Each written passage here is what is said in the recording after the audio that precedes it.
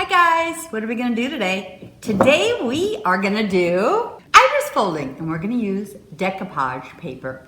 Let's get started. I'm using a 5x7 piece of chipboard and I am gonna put some paper over the top of it.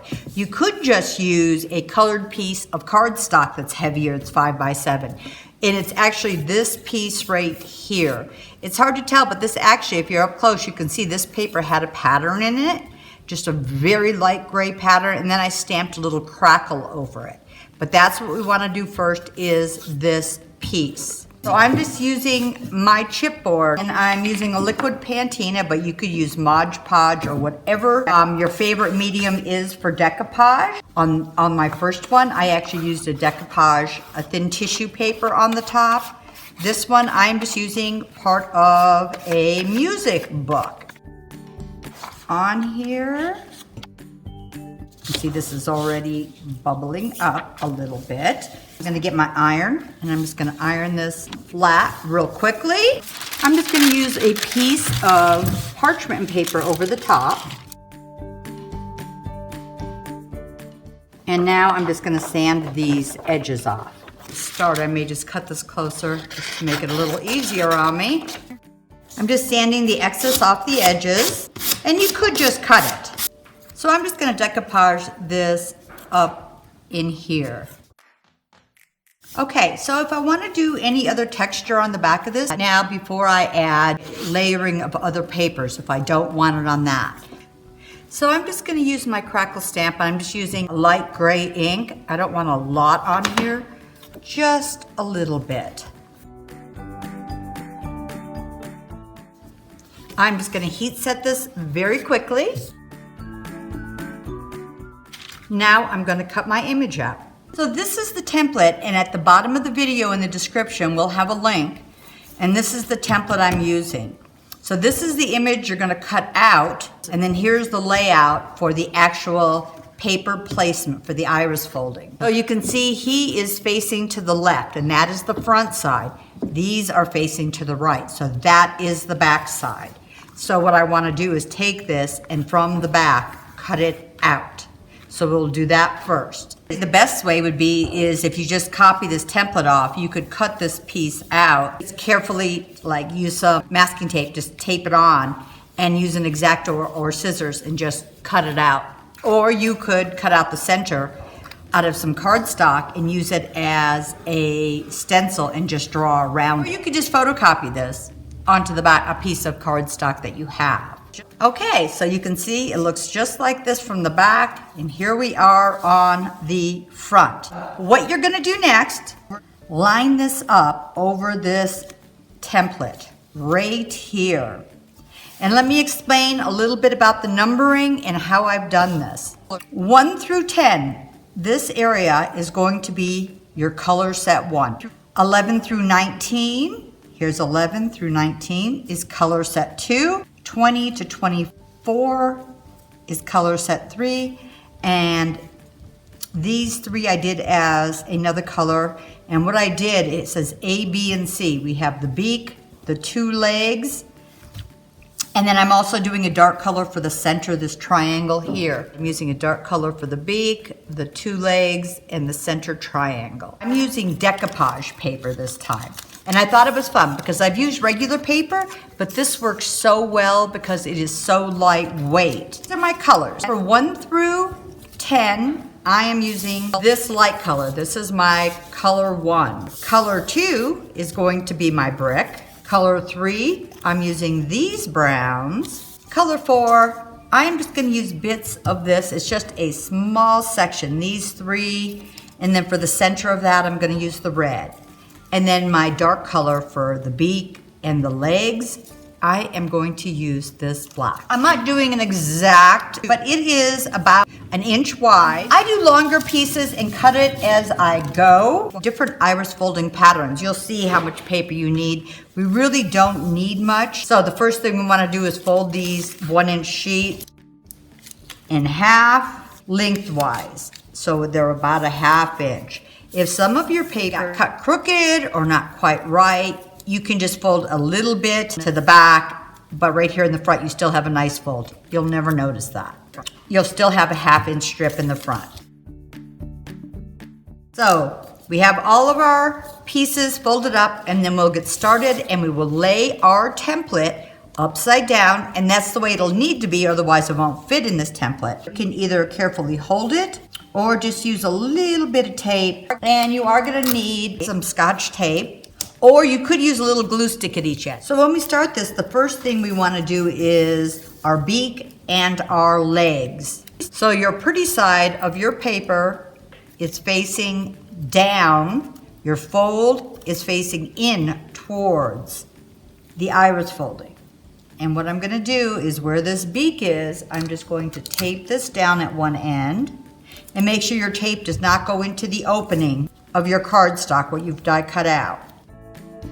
There we go, and that'll be fine there. The fold is towards the inside of the image. Just lay it down, a small piece of tape or use a glue stick. Cut the end. Make sure it's on the cardstock and it's not cut into the opening, but not too far that it goes over. Number 2 is going right there. And continue on through number 10.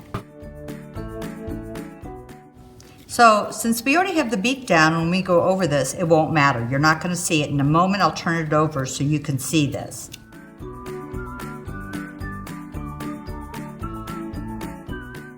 Sometimes if it's getting too thick, you can bring your paper out. So you're thinking, oh my gosh. Okay, let's turn it over and you'll see why we did it the way we did it. See how pretty that is? So since you had put the beak down first, when you layer this over the back of it, you don't notice. And this is why your folds are all going in. The ragged edges are layered on top in the back. You really have to follow the pattern so it comes out like this, and you're seeing the folded edge, not the ragged edge. I'm gonna do these feet now, and for this, I'm cutting my paper differently. I'm not doing a 1-inch strip. I'm doing a larger strip to go across both feet and come down. I put a fold just at this top edge. So I'm gonna tape this down and trim this here. I wanna make sure the fold is going up into the center of the iris folding. Because the pattern, it doesn't look like a perfectly straight line, but it's pretty close. And I just taped it across the top of there. So let's move on to 11 through 19, and that's my color 2. And I was gonna use my brick for that. Once again, I'm taking my pretty edge, is going down. I'm putting 11 down, and the fold is touching where it says 12. The fold is going towards the next number. So you just keep layering one on top of the other. 12, now I'm at 13. I'm just putting it on that line. Fold going towards the next number. Just a quick recap, we first started with the beak, then we did 1 through 10 going inwards. We laid the legs down, the dark piece for the legs. Then we started at 11 and moved all the way through 19. So remember, the folds are always going towards the next number. Next is 20 through 24. So starting with 20, the folded line is going up towards 21. Okay, so now what we have left is 25 through 28. I'm gonna do 25, 26, and 27 first. I will put 25 down. So the fold is going in. So I want all of my folds around 28. So you will see a nice folded edge around all 3. And then I wanted to use a beautiful piece of red in the center. You don't even necessarily have to fold this. It is decoupage paper. It's very thin and covers that full hole. So this very last piece you're putting on isn't necessarily a strip. It's just a piece you're using to cover this hole. Now let's turn it over and take a look. There we go.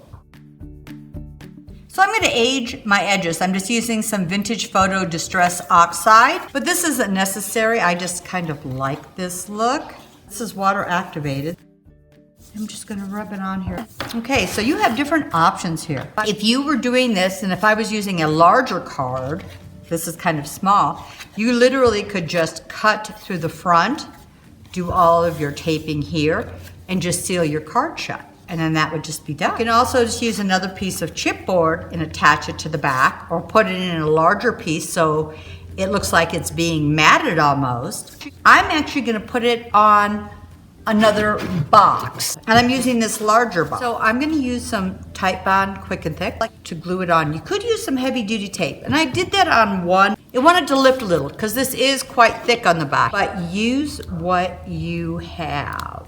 And I want to be careful if you're putting glue back here. This is decoupage paper. I'm mostly putting it around the edges. Now you can see some of these little edges here may come up a little because there's so much paper under. Put a little bit of glue there. I'm just going to use polyacrylic water-based sealer. You can use any type of a sealer or no sealer. It is paper, but you don't need to. I just want to make sure this is very durable. Let this dry, and voila. So I hope you guys thought this was fun. I hope it gets you excited to try some iris folding. So no matter what type of paper you use, I've even used fabric for it, but it does get very thick. There's a couple ideas. And at the bottom of the video, in the description, if you click on the links, we're gonna have this template up for this one that I did up that you can just download and copy and do yourself. But also, we'll have a link to my Pinterest board that is all about iris folding. So you can find a lot of other patterns, and after you've got it figured out, you could probably design your own patterns then also. So for whatever cutout you have, you could do iris folding. But whatever you do, have fun.